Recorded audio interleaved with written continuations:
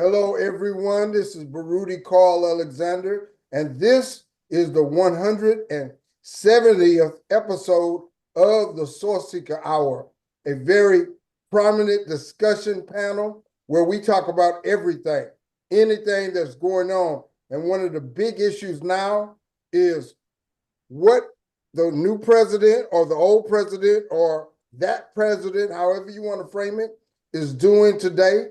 And I have an esteemed panel with me to have this discussion of DEI and its effects for the Black community. Some see it as a positive thing, some see it as a negative thing. But we're going to discuss that from all different variables and perspectives. And I'm very excited to have each of you guests with me today. And I thank you very much for joining us. And I want to start our discussion with my brother, Warren Houston, the people's lawyer. And so just generally say how you feel about the first 50 days of the Trump presidency. How do you feel about that? Well, first of all, brother, thank you for inviting me on my show. It's always a pleasure to be on your show and speak with you about political issues or issues in the community. I myself am excited about what has taken place since the new administration has taken office.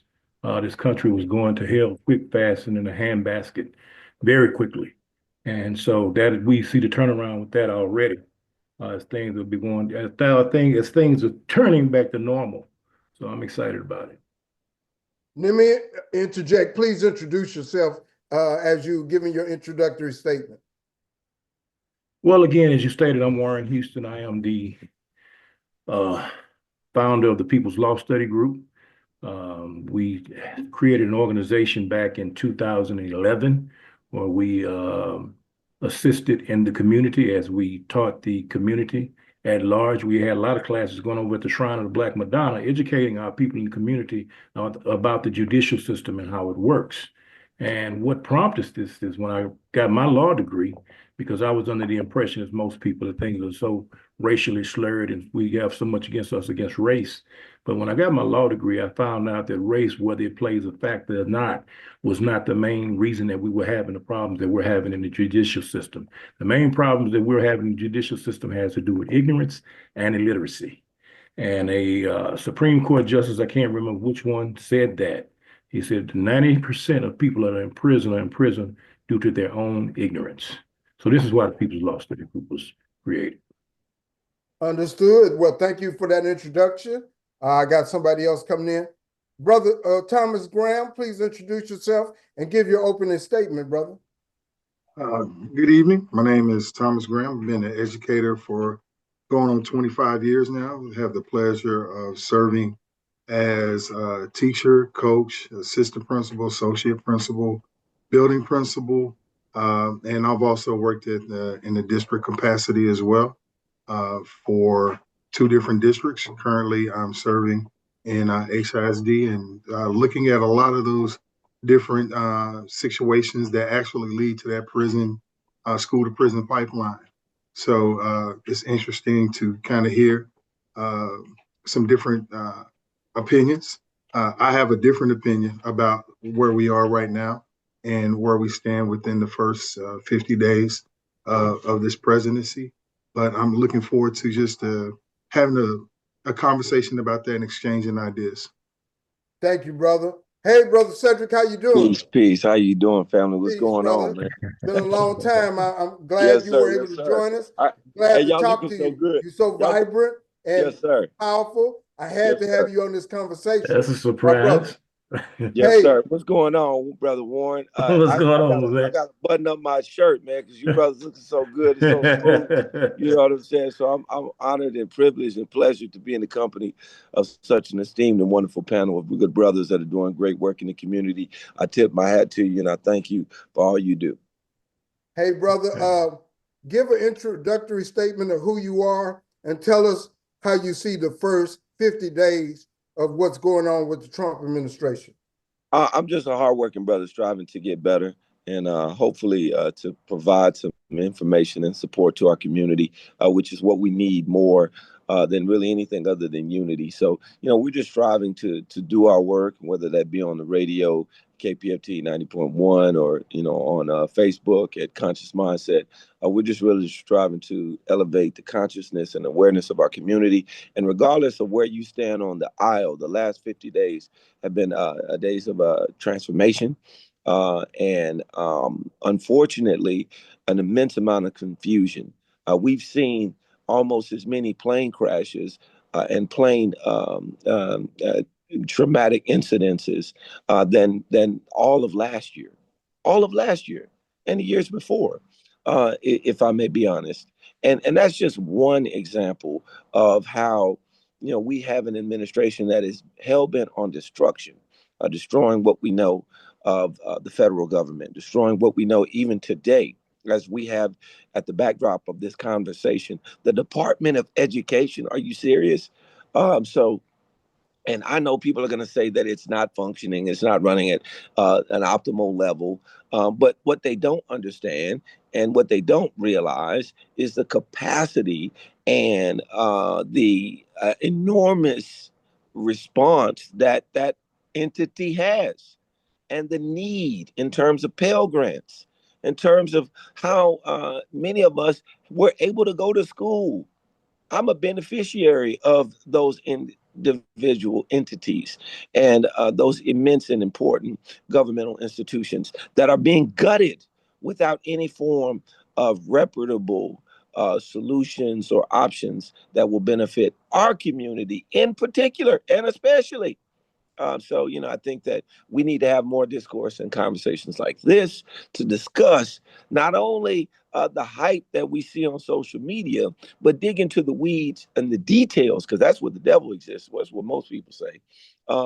And the details that are critical and key for us to understand if this is really going to be something that benefits us specifically. And the us that I'm referring to are folk that look like you and me and the working class. And last thing I'll say, and I think it's most important, is when we look at good brother, Representative Al Green, standing up, having his constitutional right of protest, and now he's being censured. And 10 Democrats agreed with the Republicans. And I say, he didn't bust out and say, "You lie." He didn't do that. He just stood up for his constituents who potentially could lose Medicaid. And we know folk that on Medicaid need that for their health care. They need that for so many aspects of their existence. So I applaud him. I salute him. I tip my cap to him. And I'm thankful that he's not only doing that in the hallowed halls of Congress, but he's putting where the rubber meets the road and doing the work in the communities to ensure that the least of ours are protected with the most benefits possible. Well, thank you, brother. That's Brother Sedric Keeler for those of us on Facebook and watching this episode right here. Thank you, brother. Brother Dr. Cleo, same introduction. Share who you are and the first 50 days. And good evening, brothers. Glad to be on here in such a space where brothers can have such great discourse. So it's an honor to be here today. My name is Dr. Cleo Wadley. I'm a 30-year veteran of K-12 schools. Started off as a teacher, became a principal for 15 years at every level, elementary, junior, and high school. Currently, I'm a central office administrator. My research is specifically targets and looks at Black males in K-12 schools and the hegemonic discourses that surround them, and how we can break down those discourses to be able to break down the barriers in K-12 schools to ensure that Black males can flourish in those schools and become, instead of being the anti-citizens that they are now, but becoming productive members of society by flourishing. I have an education consulting business where I specifically work and help with schools, parents, and communities with developing ways to develop Black males so they can be academically successful. Speaking on the Trump administration for the first 50 days, really what we see here is a culmination of what he said he was going to do. there's a movement in the country right now that's about white grievance. You know, white Americans looked at the changing demographics of this country and seeing where it's going, and they are willing to put democracy at stake in order to make sure they don't lose power as a majority or a soon to be minority group inside the United States. So what we see is white grievance politics at its finest and best right now. And they're removing those things that have they're trying to basically move this country back to a pre-civil rights era, where a time where rights were restricted for people of color, access and opportunity to thrive and be successful. So we see basically a reversion going on right now. And that's through white grievance and white grievance politics happening right now. And it's most unfortunate and it's regrettable that white America has decided to abandon democracy in favor of protecting itself. Okay. I want to talk about and start about the conversation of DEI. Let's go back in history. I always give this example. When Budweiser started, I think it was 1856. They started the Anheuser-Busch family. They were able to put together that. Where were Black people at in 1856? We were still in slavery. So they were able to start to build up a business that has become a worldwide business today, where we didn't have that opportunity as Black folks. So we were put behind the 8 ball in the beginning. And DEI, affirmative action, has tried to, in some ways, address that. Now, some would say that, okay, you all had enough time to address that, and you had enough time to make up the pace.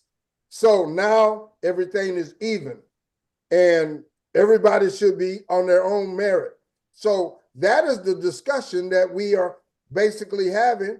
Have we had enough opportunity, and should it just be wiped away, all of that advantage that was built up? Did we have enough opportunity? Brother Warren, you want to start that discussion? The first thing I would say about that is, first of all, what man judges himself by another man? History has taken place. There's nothing that we can do about history, whether it's right or wrong. It's in history books. We live in a capitalistic society, which I happen to enjoy.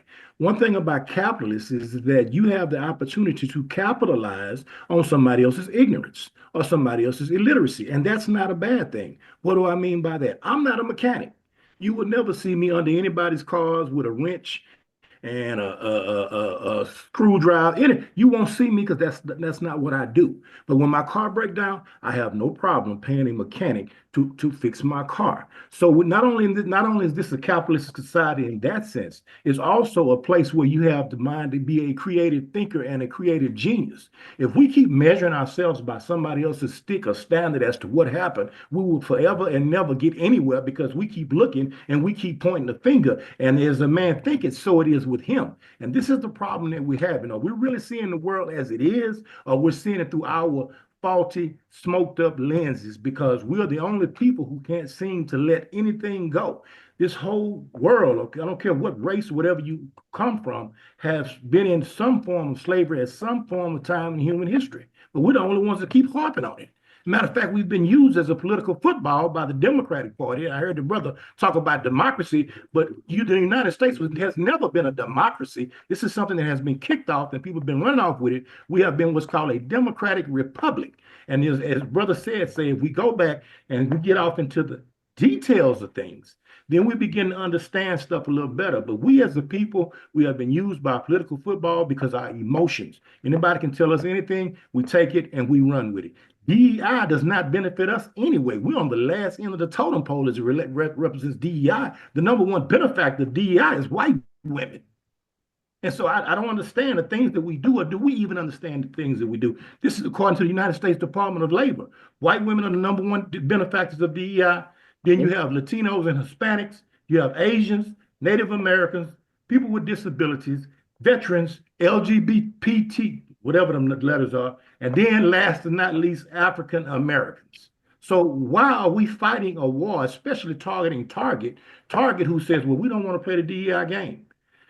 DEI says, well, because of some federal mandate, we have to put people in position or whatever based on, not based on merit, but based on we have to have this many blacks, this many whites to try to make things even.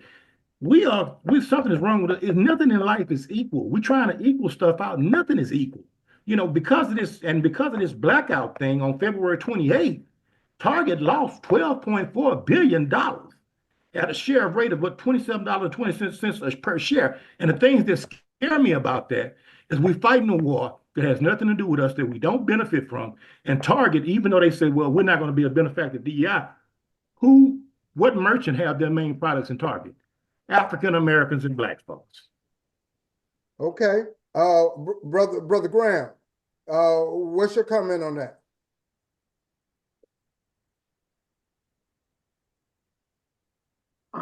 I had some stuff going on in the background, so I didn't want to have that come up. Brother Warren, Houston said some things that I can't find agreement with. However, there are a number of things that I do find disagreement with.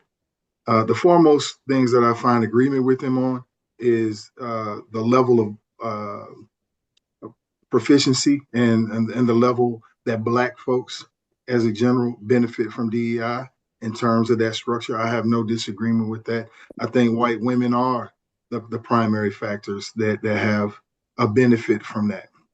Now, where I find the disagreement with him is in the context that what happened before has no realization on what's happening now. And true enough, yes, this is a capitalistic republic, but it's also a republic that has aspects of socialism that we've always had, because we have to be one people that help one another. But when we are moving more so to a society that's ruled by oligarchs, and we have individuals who are only pushing more for the wealthy of individuals, the most wealthy, none of us fit within that category, and none of the people that we love fit within that category. Of course, we want to one day be that way, but there's a lot of things that took place in the history and in the past that also affect where we are right now. And ignoring those things doesn't allow you to have a clear understanding of the picture that we're seeing right now in everything from our schools, which I've been blessed enough to work in, until the areas that Brother Houston was talking about. To completely dismiss that, I think would be foolish. However, there's something that we can't rely on to say that it is the laurels that we have to just focus on and say, oh, woe is me. I do agree with him. We have to understand what's been done, but not repeat that process. However, when you choose to forget those things and just say, hey, you know what, that was in the past, let it go, you're not taking account for how those things in the past truly affect where we are right now. There's a great book, and Brother Houston is a lawyer, so he might be familiar with this text. It's by a guy named Rothstein. It's called The Color of Law. And in The Color of Law, he paints a picture. He talks about how a lot of different aspects, talks a lot about Houston as well, a lot of different aspects that happen because of segregated areas that are now impacting today in terms of wealth, income, wealth generation. We all understand that in America, one of the biggest ways for the median household to build wealth is through real estate home ownership. And that was something that was completely taken away from a lot of Black people in Houston area and throughout this country. And when we look at where we are in that wealth discrepancy right now, true indeed, there are some bad spending habits amongst our people. Bad. So I'm not going to sit here and try to condone that. But we also can't sit and say some of these things did not have a factor on where we are right now. So where I, again, agree with Brother Houston is the fact that, hey, yes, we have to go ahead and focus on our self-reliance a lot of times. And what we also have to understand is that DEI is something that does not benefit us at the top. But where I disagree with him is in the fact that it's something that should be taken away and something that we should not let people know, hey, this is something that impacts our community, even though we might be on the bottom rung, something that impacts our community. We have always been at the forefront of fighting for the soul of this country, and others have always benefited from that. Hopefully, we can get to a point where we continue to work more as a people and as come together more as a people so that we can benefit more as a people. But to completely dismay and disagree, or excuse me, dismay and just wipe away what progress we have seen in DEI and all of those different aspects is something I completely disagree with.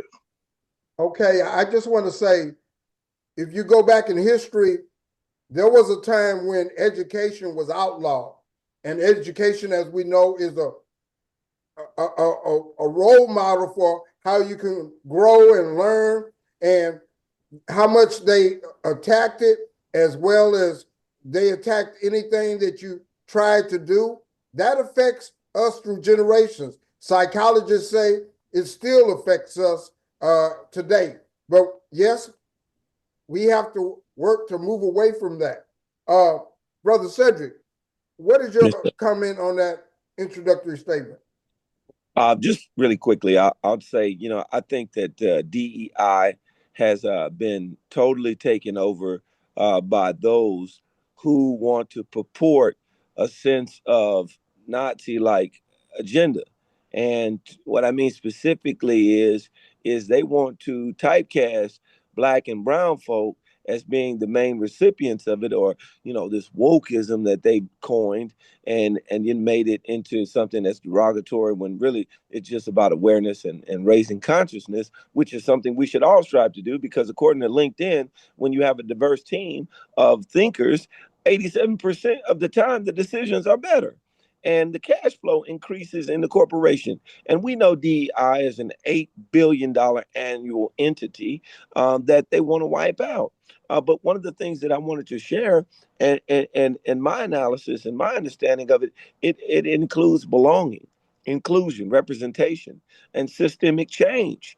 And the four things that I saw coming up constantly and consistently was the 4 C's: career, connection, community, and capital. Those are all things that we as African Americans especially need to be a part of, and need to have a sustainable and a substance from the government to subsidize. And what that simply means and what that simply entails is that we need the support of entities that can make sure the game and the playing field is a little fair. A little more fair, a little more equitable, and a little more equal. I know Brother Warren mentioned a great analogy of a mechanic. He's not a mechanic. And I agree with that. We do want to rely on the expertise of those who are in positions of authority, but it should be equitable and it should be fair, because what we've seen since 2020 to 2022, we saw a rise in Black executives by 27%, according to USA Today analysis. And we've seen that over the course of this backlash of DEI, those numbers have fallen by 3% in a little over a year. And it's going to fall even more with the actions of Trump. And one of the things that I wanted to say that hasn't been said today, and I think it's important to say, is that of all the CEOs in this country, only 6% are non-white. And what we have to understand is white men have benefited greatly from DEI. Oh, yes. Oh, yes. When you look at many of the contracts out of that $8 billion that have been bestowed upon DEI-like initiatives, many of them, such as McKinsey and other law firms and consulting firms, have received them, and they are predominantly and dominantly white. And when we look at legacy admissions, which no one talks about, which no one even discusses, legacy admissions greatly benefit white men. And one of the things that research has been done and shown by Harvard Business Law is that 70% of CEOs select someone that looks just like them. And that's why today, despite the recent gains of DEI, it says that Black Americans are outnumbered 12 to one by white people in executive positions. One of the things that I wanted to say, and I'll close with this, and I think it's important and apropos for us to think about, is that these initiatives have been smokescreens and tokenism rather than real diversity, rather than real inclusion, rather than true representation, rather than the systemic change. So by creating these things and then lambasting them and then putting them out and saying that doesn't work, it shows reverse racism and reverse discrimination, rather than looking at the root of a system that is inequitable, that is unfair, that has mechanics that not only are shade tree because they don't know much, but they are hustling us and selling us vehicles that are lemons, that are meant to break down, that we cannot drive to what we would call the road to prosperity and success. And I'll say this and I'll close. And I think it's very important for us to think about this. Affirmative action has been attacked and decimated since the civil rights period. And we see DEI has been utterly gutted and destroyed. And one of the things that we're noticing now is there is a strong contingency and resurgence to decimate all of the vehicles and channels that gave the few Black folk that were able to get through the cracks, such as Sheila Jackson Lee and Sylvester Turner, God rest their souls. Those vestiges and vehicles and channels are being decimated. And even though we may say we live in somewhat of meritocracy, or that is the desire, what we're seeing more is a mirrorocracy, which is a coin term. And I'll go into it later into specifics. But those who look like the dominant culture are being chosen, and those who do not act and look and think like the dominant culture are being left out in the cold. I just want to say, in reference to what you're talking about, if you look at something like the NFL, 70% of the players are Black, but it's still a streamlined coaching role for the Black coaches, even though we have seen that they are capable, but they don't get that second chance. Like they recycle the white coaches so much, but they don't get that second and third chance like the white coaches. But in that area, that is showing how it is in the corporate area, even more so, because they want to have somebody who looks like them, as you mentioned. So that's what we're dealing with in a lot of ways. Brother Dr. Cleo, what do you say about that? Yeah, a couple of things. One is that we technically live in a democratic republic. However, ideologically, this country is a democracy. That's the first point I want to make. Second of all, is that right now this country is in a battle between two phases, right? Or two states of mind. One is a country that is founded for white people by white people, that with unearned benefits, right? And another is America that is inclusive, diverse, and believes in access and equal opportunity for everyone here. And those two ideologies are at war right now. And as a result of that, we see this backlash we're talking about is the white grievance and those who want America to return to a pre-civil rights era is actively putting in laws and policies to take away those structures which have protected or made the democracy at least livable, where Black people can survive. It's not perfect, of course, but at least it's a place where we can at least survive and have opportunity to grow and thrive. They're trying to reverse those things to take us back to an era where not only were we marginalized, but also oppressed and also denied equal access to the society. And people get the word equity confused. I hear that. I think that's an intentional strategy by the right to use words like equity and say, oh, everybody can't be equal. If I'm 5'5", I can't play in the NBA. That would mean that's equal. That's not what equity is about. Equity is about making sure everyone has access and opportunity. It doesn't mean you give people something equal so they can have something that someone else has. So everybody can have the same thing. That is not what equity means. And the right's very good at taking words and phrases and twisting them around to be something negative. For example, like critical race theory. that was hijacked. Woke, like the brother was talking about earlier, woke is about awareness and conscience. It's not negative, but it's been hijacked to mean something negative in common discourse. So I think we have to be real mindful about the strategies that the fascists on the right use to be able to keep people blind and also ignorant to the direction this country, which I think when it's its best self, can really be and where it should be, which I think it will be one day. Because I definitely do believe in the idea that the vision that Dr. King had for this country of being a place that's diverse and equitable for all can exist once some systemic barriers that he talked about, those things of militarism, racism, and poverty are eliminated. And with with a focus on DEI, I believe that that can be done in our lifetimes. Well, I'm gonna just say I'm not sure that it'll ever be eliminated. It can be modified because human beings are human beings. And as you were saying, the two worlds are competing against one another. That kind of always be true because they are always going to fight for their way of life, which is white supremacy. Because let's face it, everybody wants to be in power, in charge. Now, we as Black folks, we have something in our soul that is much more, I say, tolerant and acceptable and want to get along more so than maybe that other race. That's just an observation. But let me ask Brother Warren. Brother Warren, can't both things be true? That DEI, it can have some good elements, but then it's time for us to live in self-reliance. Can both of those things be true? Yeah, from a true perspective, but we really have a true perspective of what we're looking at. A coin always has two sides. And one thing about having a coin with two sides, as I say, opposing side, one can look at a glass that's half full, one can say it's half full, and the other can say it's half empty. So you have an argument all day. So it basically relates back to your thinking.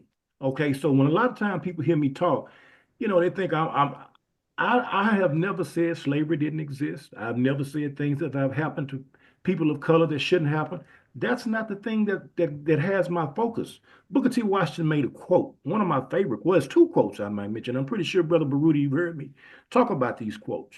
And one quote that Booker T said, he said, there is another class of colored people who make a business of keeping the troubles, the wrongs, and the hardships of the Negro race before the public. Having learned that they are able to make a living out of their troubles, they have grown into the settled habit of advertising their wrongs, partly because they want sympathy and partly because it pays. Some of these people do not want the Negro to lose his grievance because they do not want to lose their jobs. Now, you just mentioned the term yourself, Brother Baruti, white supremacy. You know who coined that term? Black folks. White folks never coined the term white supremacy. That's something that was coined by Black folks. So evidently, he's a problem in your mindset that you put him on a pedestal. He's never been a problem in my mindset. So evidently, he's been a problem in your mindset that we have to call racism and white supremacy. I can't think of my brother's name, Powernomics. He said something that stuck with me years ago. Claude Anderson. Claude Anderson. Thank you, brother. Thank you, brother Sid. Claude Anderson said this. He said, it is absolutely criminal for us to raise up our children and then send them over into white folks' neighborhood, wanting them to get jobs in white folks' neighborhood that these people have created for their own children. So we're too busy fighting among ourselves instead of creating and worrying about, we talk more about the white man than the white man even think about us. But this is our focus, the white man, racism. We walk around like some kind of deranged lunatic. And we are not focused on ourselves. So while things may have two sides to the coin, if we're looking at the coin, are they equal in weight when we look at what we're talking about? I just want to say real quick, I think what you're saying is true, but both things are true. We have to respect what we've been through and protest against that. But as Booker T. Washington said, hey, I'm going to build mine. Now, W.E. Boyce said, yes, I want the talented 10. I want to be have the highest aspirations in my mind. But at the same time, don't spend all your time worrying about what the white man is doing. Yes, spend it in your own community. Now, our problem is we do have self-niggerization because because of what was done to us, we don't believe in ourselves. We don't believe in ourselves. And we think our ice is not as cold as the white man's ice. That's just in our psychology. So that is what we got to fight against. We got to overcome that. And that's our issue. But we can't discount what else happened also. Again, Brother Brew, let me interject. Go ahead. I've never said to never forget. I said look at it from a right angle. You just mentioned two men, Booker T. Washington and W.B. Du Bois. Now let's look at both of them life. If I tell anybody, if anybody had a right to be mad at a white man, it should have been Booker T. Washington. He should have been angry at the white man. If you go back and read his life story, if you go back and read the book Up From Slavery, this man walked miles and miles to school with holes in his shoes, but he was determined. He didn't let the thing of his day deflect him so much that he didn't do. Booker T. Washington is dead today. He has a university in Alabama that's steady growing, steady educating people, and people will turn around and call this man a coon today because of the Atlanta Compromise speech. Let's look at W.B. Du Bois. W.B. Du Bois grew up privileged. He grew up very privileged. But he takes the attitude that most of us take sometimes. You want to get people out there running for office who are not even qualified and put them in positions. Booker T. Washington was like this, man, let me teach you a trade. Let me teach you how to take care of yourself. Don't even worry about the white man and trying to be equal with him, because right now you're not equal with him. Let me get you to where you can stand on your own 2 feet. And we're still doing the same thing today. Now, what legacy or what school do W.B. Du Bois have today? Not one. Brother Warren, I want to interject this. You know the story of Booker T also, that behind the scenes, he was supporting black protests. He was behind the scenes, right. Exactly. So he was one of those who was fighting very quietly, as well as W.E. Boys. He said, okay, I wish I had allowed and work with Marcus Garvey. He understood he had some regrets. So what I'm saying, we have to have both sides and not fight, because they fought against one another. Booker T was against, well, Marcus Garvey and W.E.B. Du Bois were against each other. And if we don't do that, if we work together, if Farrakhan works with Jesse Jackson, if Barack Obama works with Al Sharpton, we can have a better possibility. But how can two walk together except they agree? And this is the point I'm trying to make. You don't have to agree. No. Listen what I'm saying, Brother Rudy. Work together. You don't have to totally agree. Okay, let me say this. Let me put it this way. And maybe I can simplify it this way. There is a book called, I'll come back to it. I got to get it. But anyway, if you go back into the history of this country, and it's so funny how stuff has switched around. The Republican Party was created in 1854. What was it created for? For the abolishment of slavery. The Civil War, all this took place because of the Republican Party created to abolish slavery. The first people that were in politics were black people that were in politics were Republicans. Now the Civil Rights Act come along, and some kind of way we switched on the other side. And black folks have all become Democrats. The people that was a party of the KKK, the people that never wanted black folks to succeed in this country, and all of a sudden Republicans have been the racist white people of this country. And I'm so confused as to how that happened, because, the party switched. But if you go back and do the history, there was no switching of the parties. Only thing has happened is the Democrats have become better skilled at their communist and Marxist ways, and they have used black folks as a political football to try to destroy this place. And we sit up and say, well, white folks, are they trying to help? No, there should be a standard. When you come in my house, there is a standard. I don't just let anybody walk in my house off the street and you can do. People was treating this country like trash, and everybody was like cheering for it. I'm like, when did we get to the point to where, people can come over here? They don't have to come over. I mean, about a million people can come in here. We were mutilating children, and people are agreeing to this. And because people that stand up against this, all of a sudden, they're trying to bring in white supremacy. No, there has to be standard, and the standard needs to be in order to grow. This is common sense. It's not anything about white or black. I agree with there have to be standards. That's why I never said Bill Cosby, we should just fight for him, even though he did such and such a thing. Kanye, if he does such and such a thing, just because they black, I'm not going to necessarily go along with him. But that doesn't mean, hey, I may not have more forgiveness in my heart for what they did. Brother Thomas, I want to bring you in. And you see all that we talking about. What is the best way forward in this new reality? There's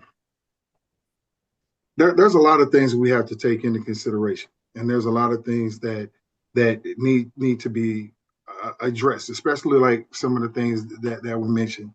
When we start talking about the Republican Party, and I know that was one thing that Brother Houston had mentioned, the Republican Party, as we know it now, is really a reflection of Southern Dixiecrats from the 1960s. Then when Johnson said he signed that civil rights bill, and a lot of Southern Dixiecrats just did not like that. And they then kind of flipped over to that Republican Party. And we've seen that influx of that Republican Party who has been against a lot of things that benefit Black folks in general. One of the preeminent architects of that, at least in my lifetime, was Ronald Reagan. And seeing a lot of the things that Reagan did, although I was a child when Reagan was president, I didn't understand the magnitude and the effects that a lot of his policies had on Black folks, people of color, even just working class in general. The case in point, just looking at a lot of those after school type programs, a lot of those programs that would fit into the communities to help students that were just completely decimated while still providing tax incentives and tax reductions for those who were in the highest tier of our economic breakdown in the country. Those things disproportionately hurt Black folks when we look at those items. So that's just one aspect of seeing where we are right now. When we look at a Republican Party right now, a Republican Party as I understand it. So I want to be very clear about this. I am not a fan of the Democrat Party either, because I think a lot of the things that Brother Houston said about the Democratic Party is absolutely correct. I think they do put a lot of issues in the forefront that are based on feelings and based on aspects that don't really move the needle in terms of what we really need to do. So I'm not disagreeing with that. And I think that's why they really, lost the election. Even though I voted on their side, I think overall that's why they lost the election this time, because of focusing on items that the average everyday American, be they Black or white or Hispanic, don't really care about. Really care more about, what's in my pocketbook and how I can go and take care of these things. However, the Republicans that then capitalized off of those items that they were pushing forward in the aspect where they really shouldn't, are still the ones who are trying to take away those aspects that are most beneficial to us. If we look at the Department of Education, talking about the abolishment of the Department of Education, prior to the development of the Department of Education, when we had individuals who were special ed, individuals who had a certain particular needs, campuses could just say, you're gone, just go. And there was no recourse that they truly had for that outside of maybe some lobbying with a particular individual. With the Department of Education, you actually have a department that they can then mandate that and watch those particular aspects. True indeed, it needs to be adjusted. It does need to have some level of refinement to it. But that's one of those situations where you don't throw out the baby with the bathwater. You go ahead and you continue to work on those things. The other aspect of this that we're kind of looking at right now, how Abbott and Ken Paxton are trying to push this use of federal vouchers. So these are the same people who are saying that, you can't have abortions, and, a woman doesn't have a right to choose. And, we want to get these people off these things, but they're taking away the very mechanisms that are there to help support people who may not have that traditional structure, who may not have the income to do these particular aspects. And when you start looking at the school vouchers, that they want to actually take money from public schools to then give to private schools, for school vouchers, number one, there's not enough private schools in this state to supply the needs of all of the students who might want to attend them. Number two, the individuals for these private schools who are going to go there, more than likely, what we're seeing is some schools are already increasing their tuition to match whatever the aspect will be for the vouchers. So in that aspect, you're going to see schools who are losing funds to schools who are taking funds to still serve the highest level of students, where our students who really need that aren't getting those funds. And more importantly, with aspect with that is that those schools that receive that aren't going to receive the same type of stipulations in terms of testing and Brother Grant, let me interject. So with the new situation coming up, would you say that more Black families need to coalesce together and gather those funds coming in and start their own little schools? That would be interesting, and I would not disagree with it in theory. In theory, I do not disagree with it at all, at all. However, the one That's thing my thinking of what needs to happen. Yeah, I don't disagree with that in theory at all. My concern with it is that when we look at our public schools, when we look at charter schools, there's a high rate of failing public schools that just kind of start out. And I personally, I wouldn't know the particulars that go into starting a charter school and how that would be ran. So I don't want to say, yeah, this is something that we should go out and do and not have a plan to help support that. In theory, I definitely do suggest it. I do support it, but I also have to go back to that public school system that serves so many kids, and especially in the communities that are full of our students that look like us. Using those funds then and having those parents and those individuals who might have started other school to just be invested in the schools within their communities. I've worked in schools that have a high socioeconomic area and very low. And the one thing I can tell you, the biggest difference between those two are parent involvement. And if a parent is involved in those things, they can make a lot of things happen on that campus. I feel like I've taken too much time and I apologize. It was an important point though, and it gets kind of to the heart of what we're talking about, DEI. Yes, maybe that means, hey, we have to take our own as long as we have the money available, long as those vouchers are for us too. Maybe we could take that money and create our own curriculums. Brother Sedric, what's the best way to move forward? What's the best way to move forward in this new reality? Don't forget about me, brother. I never will, brother. I'll be brief. We have to become we again. And that means that we have to have more dialogues, more discussions, more conversations like this to where we can get to the rooter, to the tutor.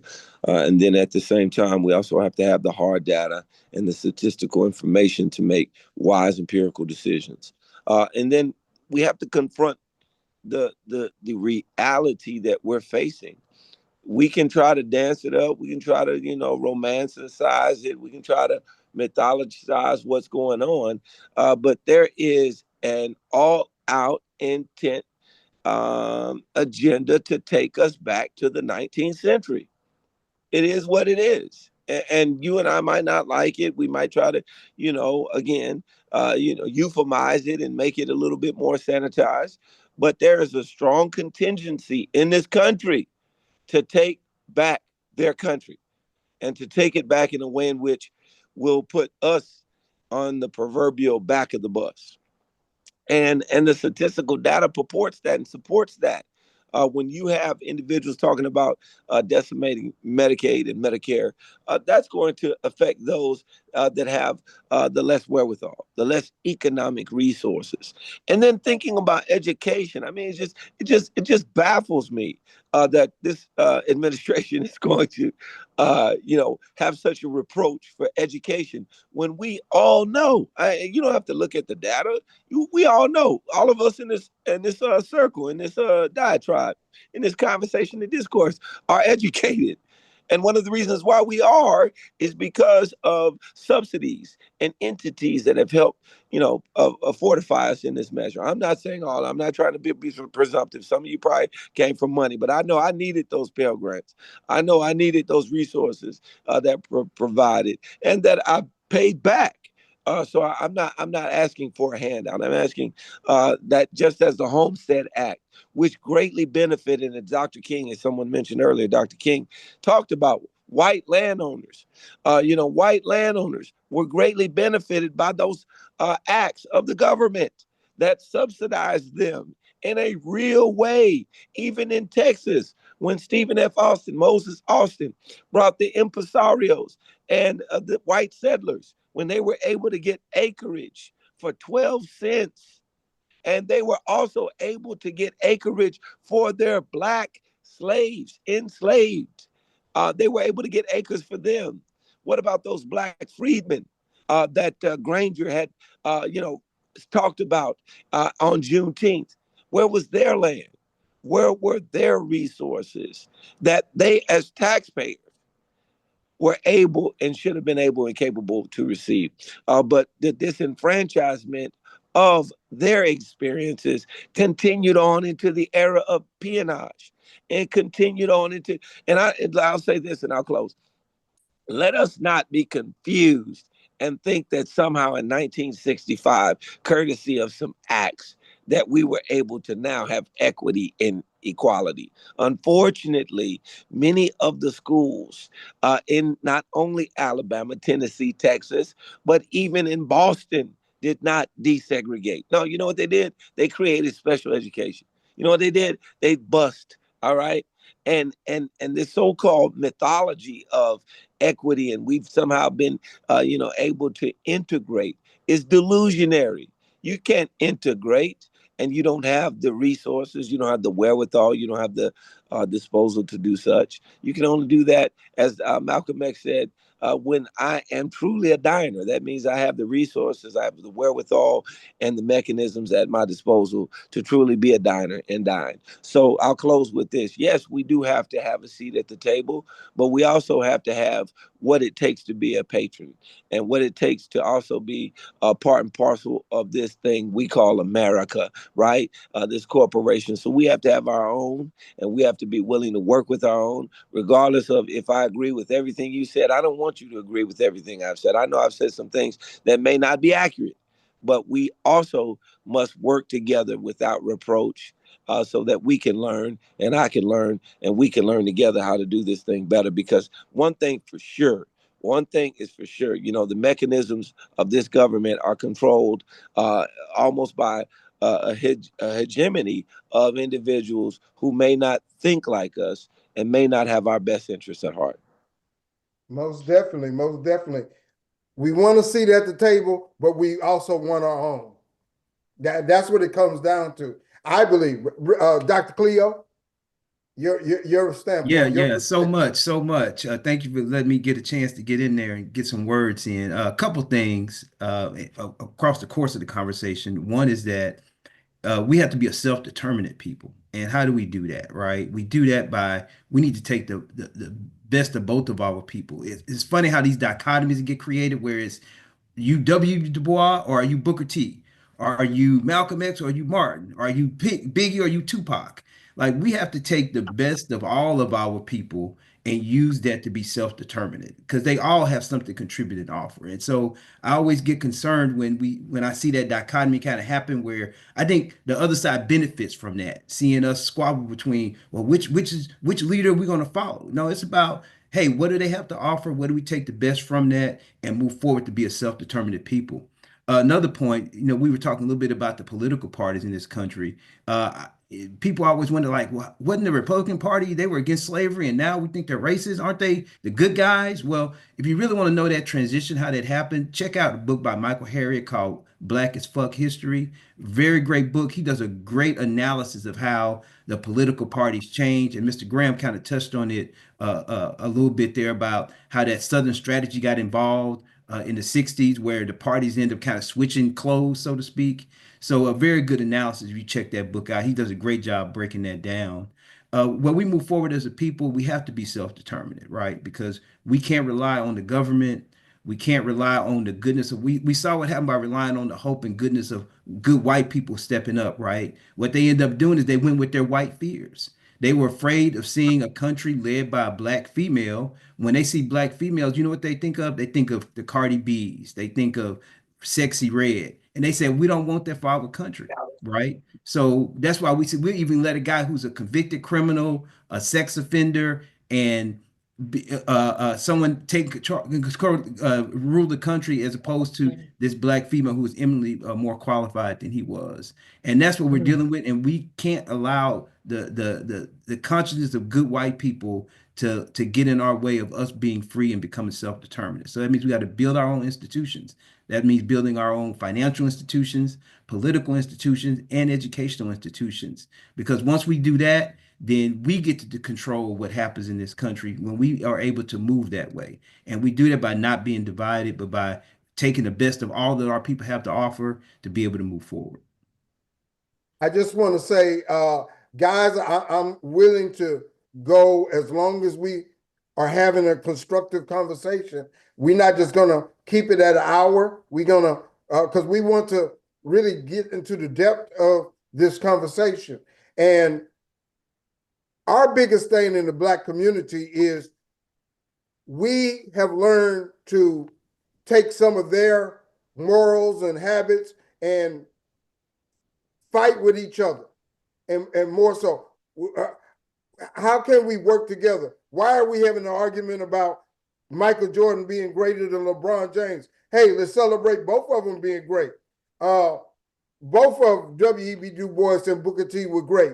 We can't get so caught up, is one better than the other?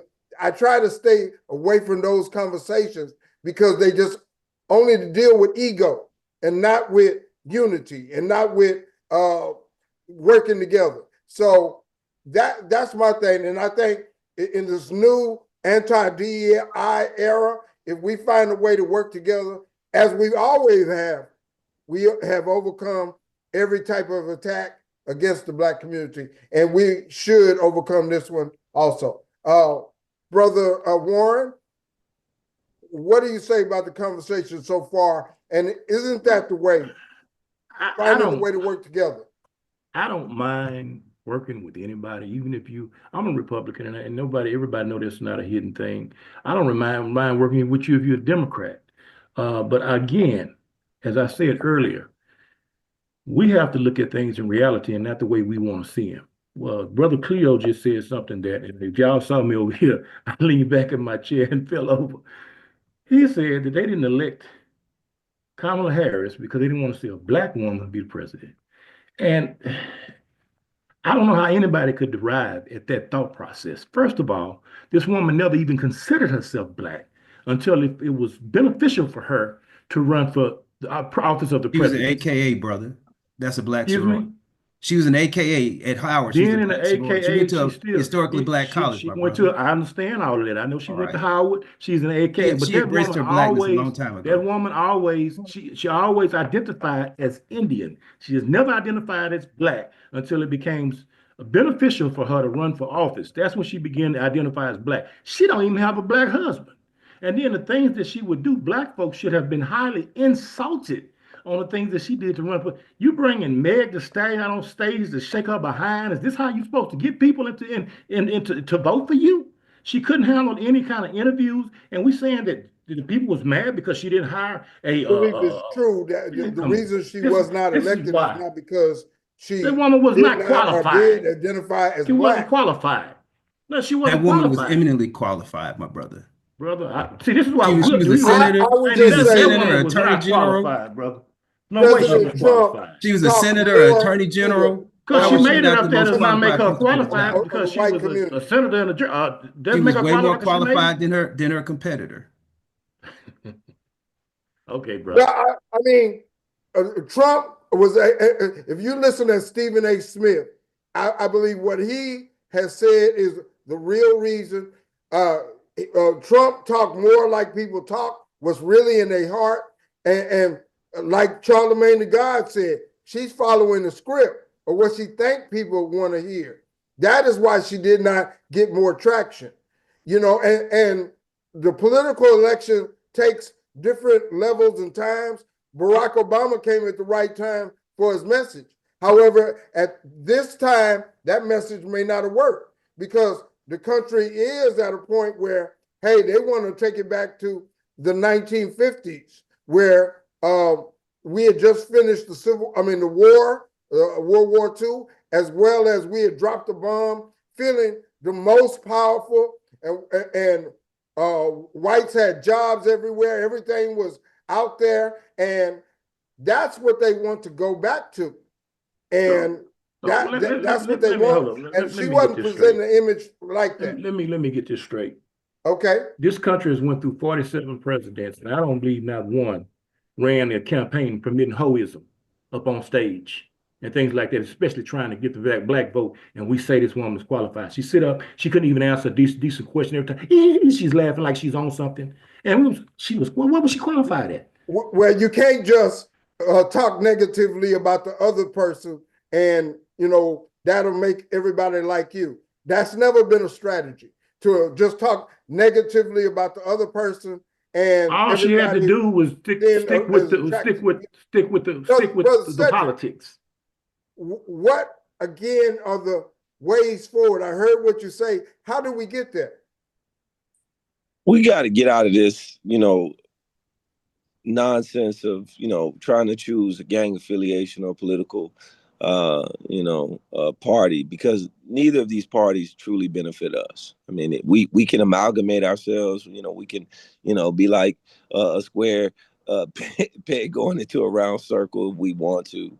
But ultimately, we have to come together with a real agenda and a real political oversight, so that we can use hindsight as it's meant and described to be. It's not meant to try to theorize and figure out who was this and that and the third. No, it's meant to best support ourselves so that we can perpetuate ourselves into the future effectively. All of us have children. All of us have descendants and offspring. And, for us to sit and argue about things that don't really bring about change for us is quite disastrous and derelict, in my opinion. And again, it makes for good, political banter and theater and things of that nature. But the reality of it is, all of us on the 1st and 15th, we're going to have to pay some bills, and the political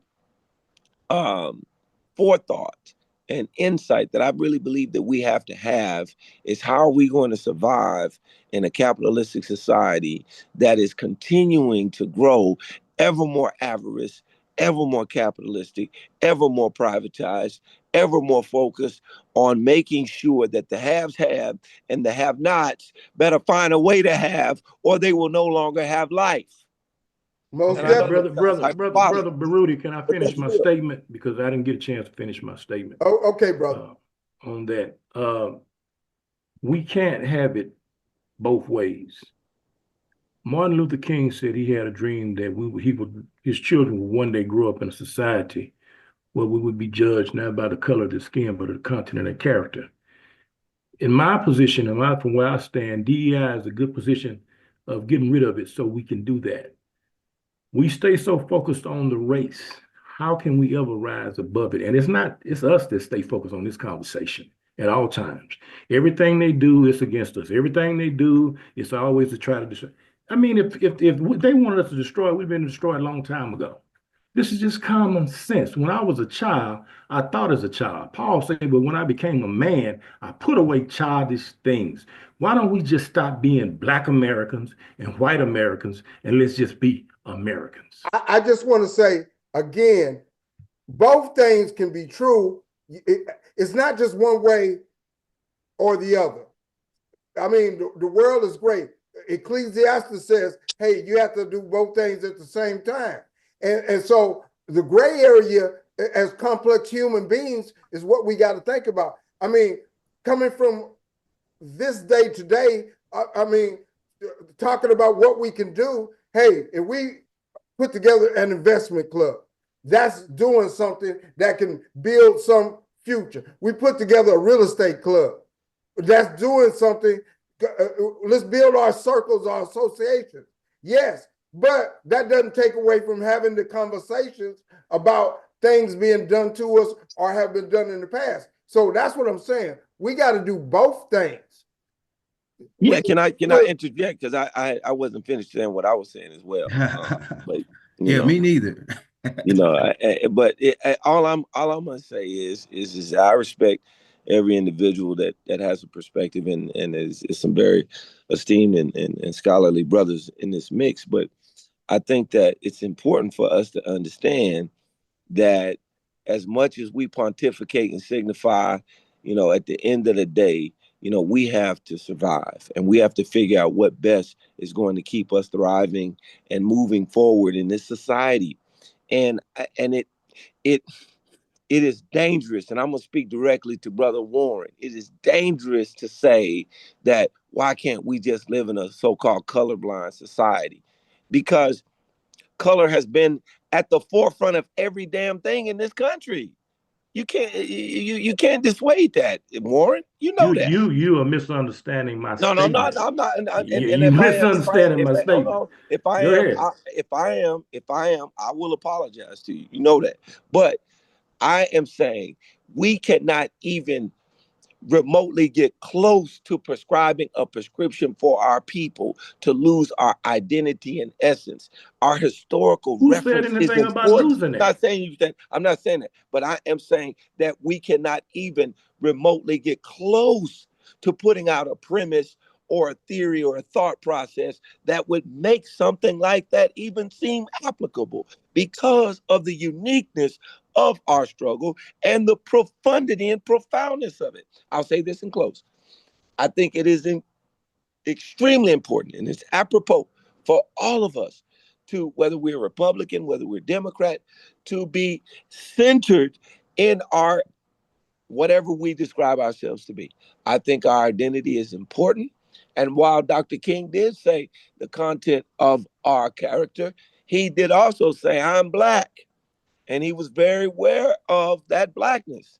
And upon his death, he had made some stances against the American empire, such as being opposed to Vietnam War, because of the fact that so many young Black men who had been disenfranchised by the American system were going to be sent to the Viet Cong to be killed. He stood against that. And he stood against many of the capitalistic practices in this country. So if you're going to quote King, quote him correctly and fully, and understand that he also was speaking against, even when he said, I have a dream, I'm here for a check that has been bounced with insufficient funds. And I think it's important for us to always focus on what we have been taken, all right, what has been, if you will, hoodwinked and bamboozled from us. And we need to start there so that restitution is done. And then we can move forward with all this wonderful and beautiful things that you brothers are sharing. And I hope that one day will come true. Okay, let me go back on that. Again, America is a country built on an idea. Most countries, when you come into their country, the country is based on ethnicity, it's based on culture. All of the people have something in common because they're pretty much related.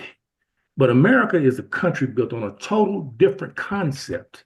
It's an idea, and that idea is that democratic republic. That idea is capitalism. What you do with your people, that's why I say we have the creativeness to do whatever we do in our community with our people, we have that right. But when I say why can't we just stop being white Americans and Black Americans, when we come to the table, if you go sit at my table, there's no way I'm gonna invite you in my house, feed you my food, and you sit at my table and disrespect me, and you gonna sit there and eat my food. That's not gonna happen. But this is what we do. We come to the table very disrespectful, and then we're looking for something to change, and then wonder why it won't change. You're disrespectful.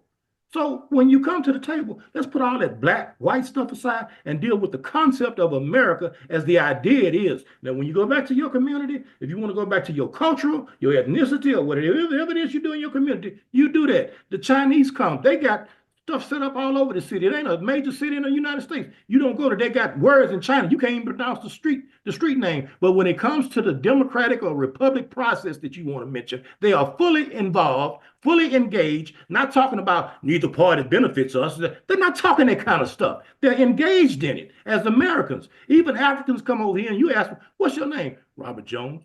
You know he from Africa. His name ain't no Robert Jones, but he has enough sense to know that I need to get into this system and operate in this system if I'm going to win in this system. We are the ones that keep fighting, pointing the finger, scratching our behind, showing our behind to them, and then wonder why we can't get nothing done. I just say Yeah, our you know, situation just as Black folks who were enslaved in this country is unique, and because of our singular skin color, we can stand out in a way that is unique, and they can see that. Now, that doesn't take away from we have to be self-reliant and depend on ourselves, but we have to pay attention to our history because it did affect who we became, who we are, and we can do both things. Brother Thomas Graham, again, what are the best ways to move forward? You know, I really wanted to address a few things from Brother Houston, but in essence of moving the conversation along, I'll focus on the actual question prompt that you just had. What are the best ways to move forward? I think one of the most formal ways that we can move forward are having discussions like this. I think is I mean, abundantly clear that of the four gentlemen you have on this panel, three of us seem to have a disagreement with Brother Houston, but we're not referring to Brother Houston as anything other than Brother Houston because he's still a brother.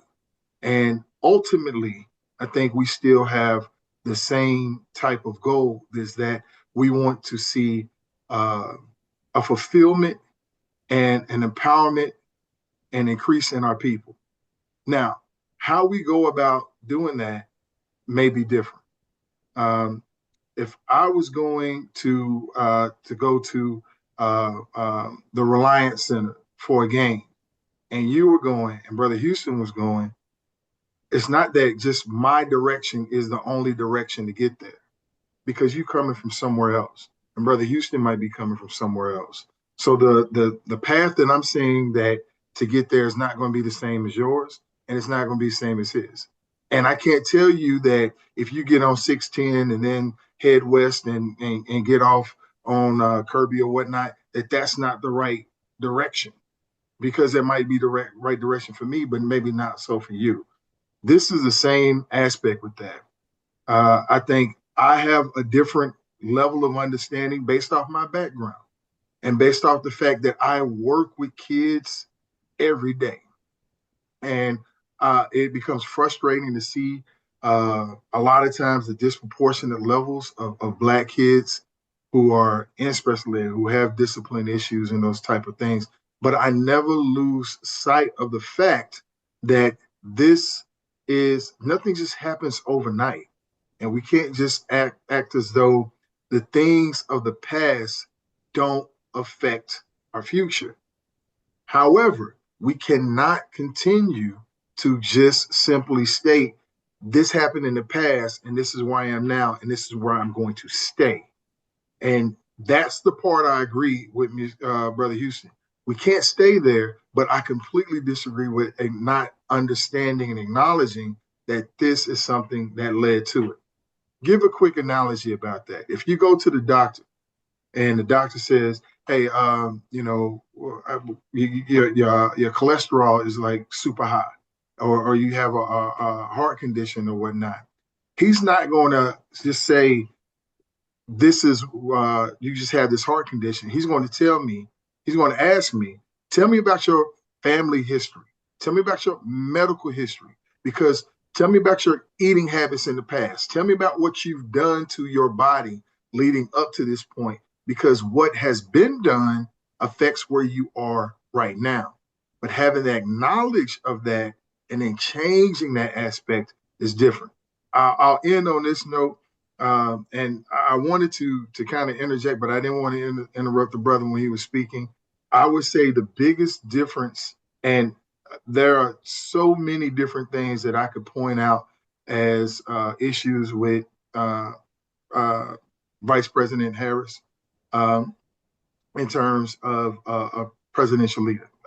So I'm not going to carry water for her in that regard. And the one thing I will agree with is that, having someone come up and twerk on stage for a presidential campaign is not the type of person that I would want representing me as a United States citizen. However, having an insult roast comic at a benefit is not what I want as a president representing me either. Having someone that when he's campaigning openly telling people, yeah, punch somebody in the face and I'm gonna pay your legal bills is not someone that I would want representing me. Having an individual who openly tries to bribe and tell someone, give me extra votes so I can become this president is someone that I wouldn't want voting for me. Having someone that no matter what anyone might say, it openly help perpetuate the overtaking of the U.S. government during the peaceful transition that we had, and he had a part in facilitating that is something that I would want, because anyone who has had a history of tweeting throughout his entire presidency, 2, 3 o'clock in the morning, sending tweets all day. But as soon as this stuff happens, you wait 45 minutes before tweeting anything. That you can tell me what you will want to see with that. However, the history of that, seeing all of those things speak to the fact that Kamala was not the best candidate for that I would want representing me, but she was damn sure way better than who we have right now, in my opinion. But I think we Understood. have to get away from looking for perfect candidates and look for who's the best candidate in that moment. And I think people get caught up. Yeah, I didn't like Megan Thee Stallion. If I was running for president, I wouldn't have Megan Thee Stallion on my stage. But am I going to let that keep me from voting for somebody who I know will make sure that our grandmothers who need insulin at $35 can still get that? To make sure that financial aid and debt relief still happens for our families, to make sure that there's equity and access for our kids in our schools, in our society. Like, I'm not gonna let Megan Thee Stallion get in the way of that right there. Also, I just want to say, you asked about what we can do to get things right. What we got to do right now is it's got to be a hyper focus on blackness, no matter what side of the aisle we on, where we stand, what colors we wear in our fraternities, sororities.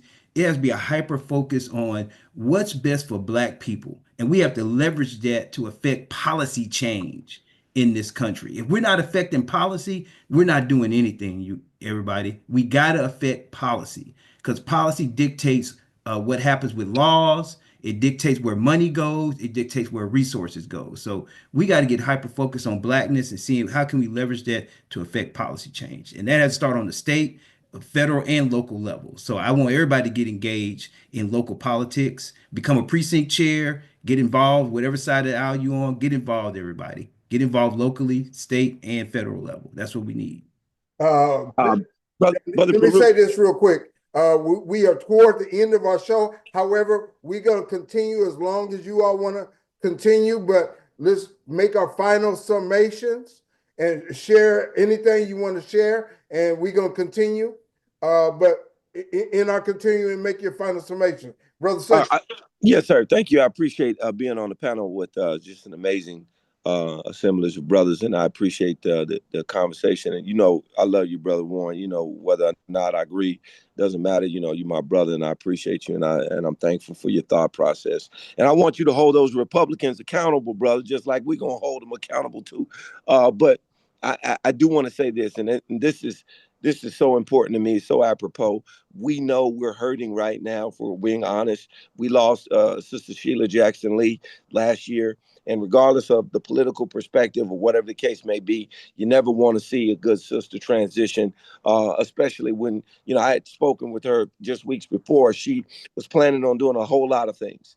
And I was just so surprised yesterday when we saw good brother Sylvester Turner, regardless of how you feel about his political or even his personage. 70 is just too young. It's just too young to go. And I really want to, plead, Johnny Gill, Keith Sweat, beg every brother out there, please take care of your health.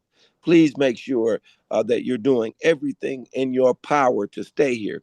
I've seen reports, and I can go through the statistical data. Some say 69 and a half, some say 70. I've even seen them as low as 64. I just know Black men need to be here as long as we can be on this planet, because the planet is just better with us, in my opinion. So I think that we have to take care of our health, and we have to make sure that our mental health and our mental stability is where it needs to be, so we can function effectively to do all the things that we've mentioned in this conversation. Because without our health, we're of no wealth to anyone or anything, especially ourselves. So we have a mental health and male health conference coming up March 16th.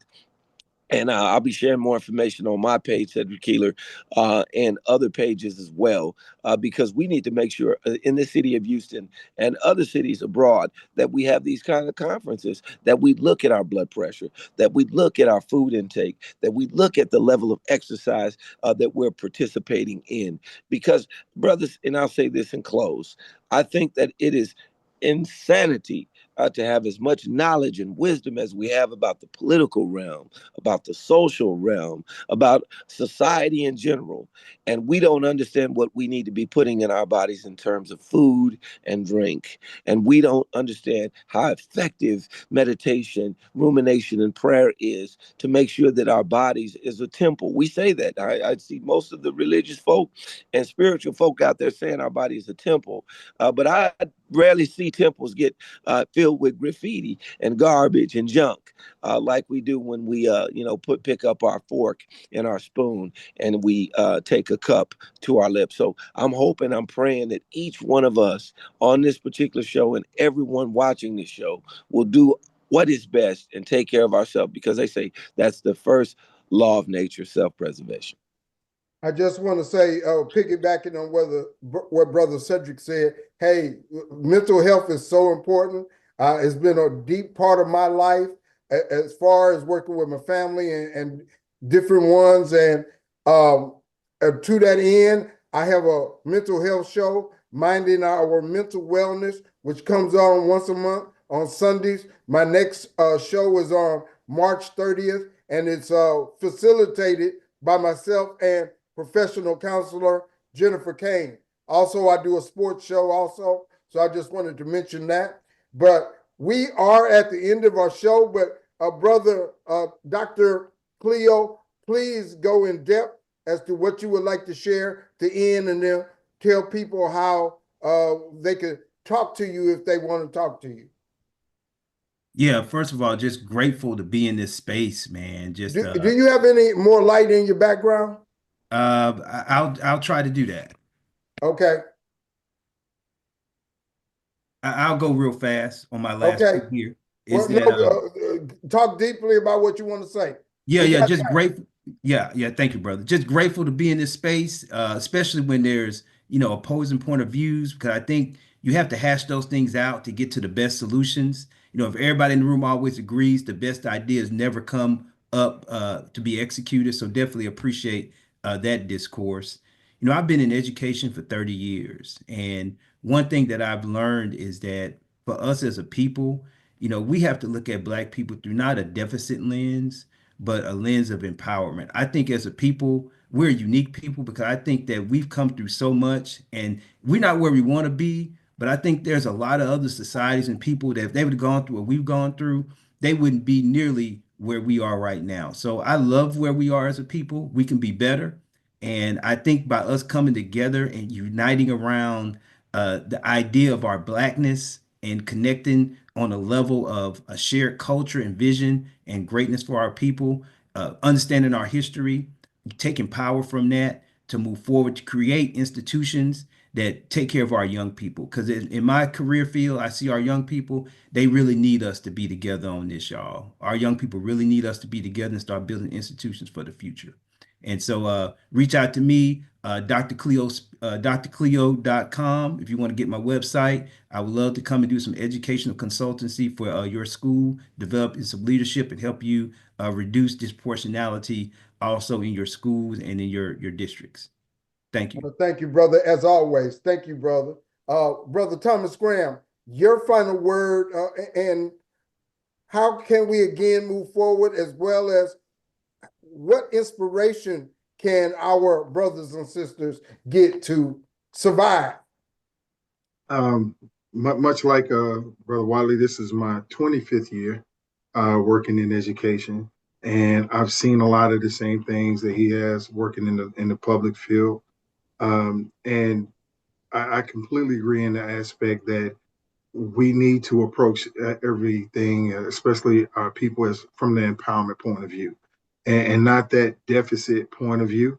But it also goes into having these conversations with individuals whom we might not agree with on a number of different things. But I know that coming together somewhere, we'll meet somewhere in the middle. And that's where we can actually find our success and find ways to actually come together and have that collaboration to move forward with where we need to as a people. I'm very excited and very happy. This is the first time I've had the opportunity to participate in a panel like this. So being able to sit down and have just deep conversation and converse with you brothers on this matter, it's been fulfilling for me. And I think that if we have more opportunities to move in that direction, that would be helpful. But also understanding from the political point of view, I like the quote, I'm not sure who says it, that there are no permanent friends or there are no permanent enemies. Well, we need to not be, our vote should not go exclusively to one particular party. Our vote should be with whomever is going to serve our best interests.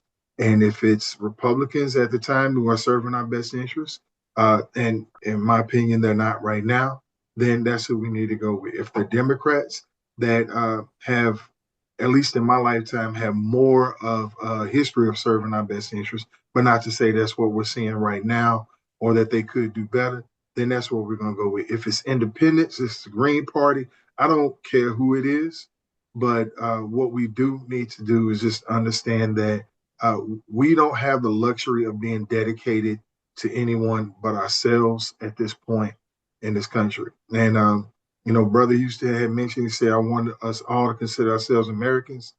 I'll be ready just to consider myself just straight American when the reality of the situation that he is mentioned before allows me to consider myself nothing but an American. But the reality of the situation that I live in today and that I've raised my two sons in are that we are Black Americans.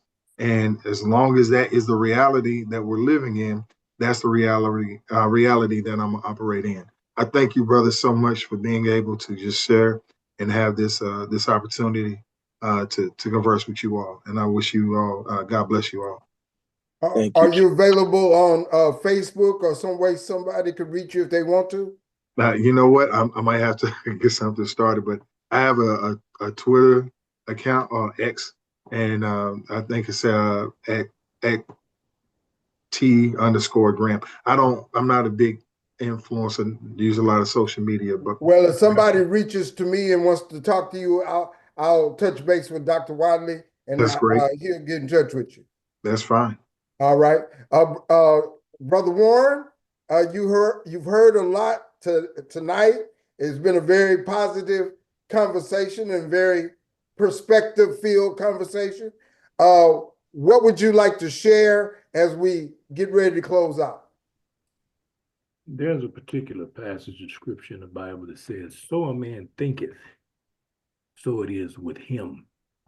So it's not with everybody else. It's with that person that they're thinking in their thought process as to how they operate. But what I would like all your listeners to do is to study history, study American history, and get a thorough understanding as to what happened from both sides. I want you to read it from both sides, different point of views, and get a thorough understanding of what happened in this country and how we have arrived to where we are today. For the majority of this country has had a two-tiered party system that is Republican and Democrat. Any other party that comes along is not going to make it, or either just to interfere with the votes that's between the two. That's basically what happens with that. And we have to decide what it is that we want. Do we want to be slaves, or do we want to be free? Now, if you understand the history of this country and you understand the party, the Republican Party has always been about small government and allowing the people to make their way, whether they stumble, fail, or fall, giving the people that option and opportunity to do so. The Democrats have always been about big government and control. So either you want small government and you want the power to decide for yourself, or you want big government and you want the government taking over and handling your business from every aspect. And in thinking about that, I remember I grew up in the Fifth Ward. And I can remember even as a child sitting back watching these things that I saw and things that I was around anyway. But older guys, they look at a young girl and decide they want her. They strategize in their mind, how do I get her? Well, the first thing they would do, they would offer her some, whether it's some money or something. And she may turn it down a few times, but after a while, that need is going to be there and kick in, and she's going to accept it. And then he does this on a regular basis in a cycle. So now she's become dependent upon that. Once she becomes dependent upon that, then he snatches it back. So once he snatches it back, he has her in his grasp.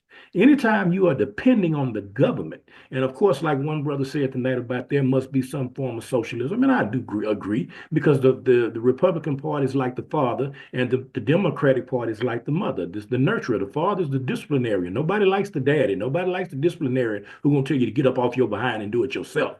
Everybody wants to go to the mother and be nurtured and say, oh, baby, it's going to be okay. It's going to be all right. So we look for that. But at the end of the day, when you may fall behind where you need some help or you need some social programs. But when you have 2, 3, and 4 generations of people on those social programs and welfare, something has failed somewhere. Something has went wrong somewhere.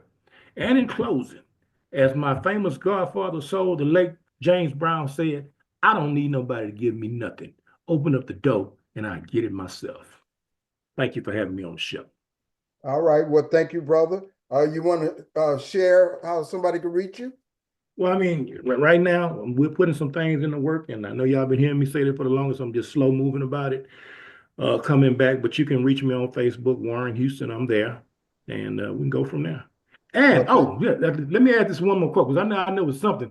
I talked about Booker T. Washington. There was another quote from him, which basically coincides with what I just said. This is another quote that he said back then. He said, among a large class, there seemed to be a dependence upon the government for every conceivable thing. The members of this class had little ambition to create a position for themselves, but wanted the federal officials to create one for them. How many times I wished then and have often wished since that by some power of magic, I might remove the great bulk of these people into the country districts and plant them up on the soil, up on the solid and never deceptive foundation of Mother Nature, where all nations and races that have ever succeeded have gotten their start. A start that at first may be slow and toilsome, but one that nevertheless is real. Take a man to the water and he can get his own fish. If you give it to him, he won't learn how to fish. I agree.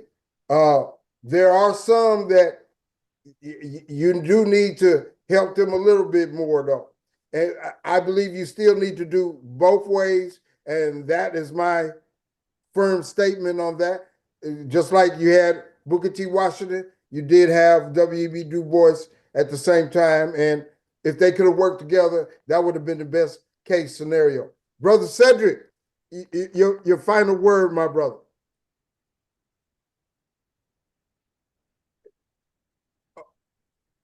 Brother Sedric, you are on mute.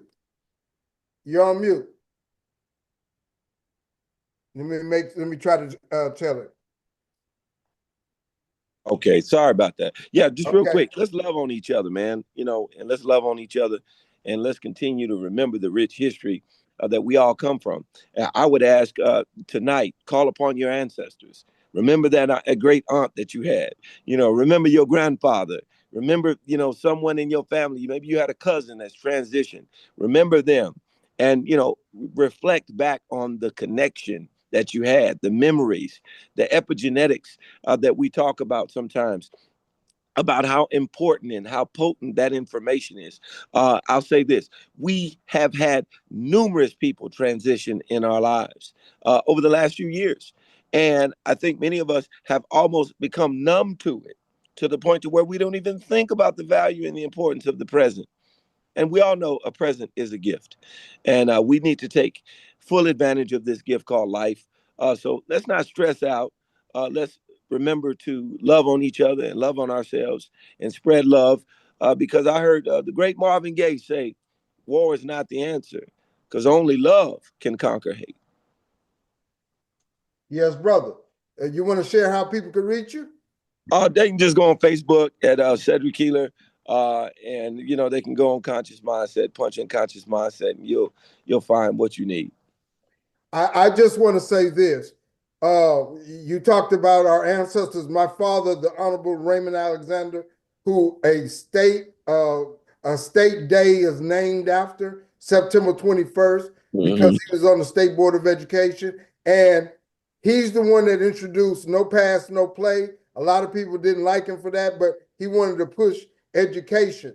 And that rule is still there today. And I'm a product of him. When he was here, I did not understand, but I understand a whole lot more, and I'm so gratified. He lived to 91, and then my mama, who lived to 96, just past December 20th. I'm a product of their love, and I want to share that love, starting with my circle, my kids, and then branch it out like a light stand, and branch it out as much as I can. And that's what I try to do with these shows. And I'm going to keep doing them, and I'm going to keep trying to spread information and knowledge and ways. And I'm going to keep trying to build my circle and connect with other circles. So I appreciate everybody. And anybody got a hot last statement? Brother Graham, thank you very much. Thank you, brother. Thank you. Thank you. I enjoyed being here. Brother Sedric, always. Thank you, brother. Much love. Much love. Take care. As you know, Dr. Wadley, thank you. Everybody, take care. We'll see you next time. See you next time, gentlemen.